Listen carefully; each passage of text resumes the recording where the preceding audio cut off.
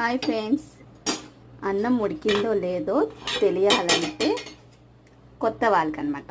Already తెలిసిన వాళ్ళకి skip చేసేయండి.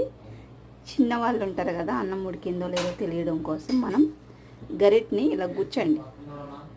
గుచ్చేస్తే చూసారా, అసలు ఎక్కడ కానీ తడి లేదు.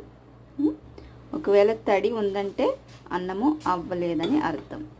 ఇక్కడ అసలు ఇలా గుచ్చినప్పుడు చూస్తున్నారా, అసలు తడి లేకుండా వచ్చేసింది. అలానే ఒక మెతుకు కూడా పట్టుకొని చూసుకోండి. అన్నం ఉడికితే మీకు మొత్తం అంతా కూడా పలుకు లేకుండా ఉంటుంది. అలానే 1 గ్లాసు బియ్యానికి 2 గ్లాసులు నీళ్ళు పోసుకుంటే కరెక్ట్గా సరిపోతుంది. చూస్తున్నారా, పొడి పొడిగా అయ్యి అన్నం అంతా కూడా నీట్గా కుక్ అయ్యింది. స్టవ్ ఆపేసి ఇలా కొంచెం సేపు ఉంచేస్తే ఎక్కడన్నా తడి ఉంటే మగ్గిపోతుంది అనమాట. ఈ టిప్పు మీకు ఉపయోగపడుతుంది.